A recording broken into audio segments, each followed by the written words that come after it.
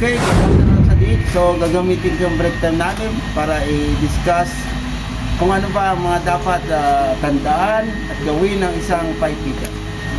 So, unang-una, dapat bago ka mag-umpisa sa iyong trabaho, ay unang-una, i-check mo yung plano. Dito sa plano, dito mo makikita yung location, dimension, material specification ng pipes and fittings na kinakailangan mo sa iyong gagawing trabaho. And then, pangalawa, material availability. So, pag na-check mo na sa plano kung ano yung mga specification niya, kung ano yung mga kailangan mo, so i-check mo naman kung yung materials ba na nakalagay dun sa plano ay available. Kung yung mga nasabing yon is available, so you can proceed to step number 3, tools and equipment preparation. So, ano ba ang mga kailangan i-prepare ng isang pipe fitter? There are 3. Una, measuring tools. Pangalawa, hand tools. Pangatlo, power tools and equipment. Una, doon sa measuring tools natin, ang pangunahing ginagamit ng isang pipe fitter ay L-square, meter stick, meter. Kung available ang high and low, okay, you can provide. O if available ang Vernier caliper, much better. So kung wala naman yung dalawa na bang, pwede na kahit yung mga unang ano lang, materials ang nagagawin.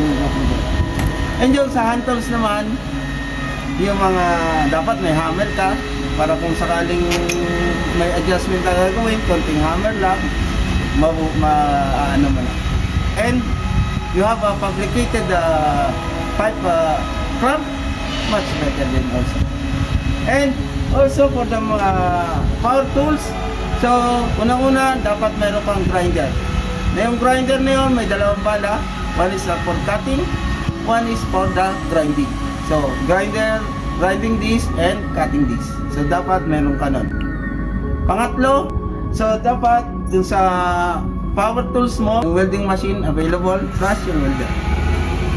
Pagka nakompleto mo na yung lahat, yung 1, 2, 3 step, dapat huwag mo kakalimutan na bago ka magsimula at matapos yung trabaho, yung proper housekeeping. Dahil dyan kadalasan magkakaroon ng aksidente dahil sa hindi tamang housekeeping.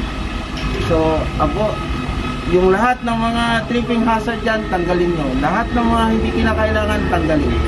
Para nang sa ganon, yung inyong trabaho, hindi lang safety, nasa quality pa rin. Okay? Yun lang muna. Sa sunod, i-discuss ko naman kung ano yung tamang, yung mga take-off ng piping natin. Kaya pwedeng may mga fittings na 45, 90 or straight fittings lang. So later, next video, I will discuss one by one. Okay? Yun lang. At magandang araw po sa inyong lahat. Maraming salamat.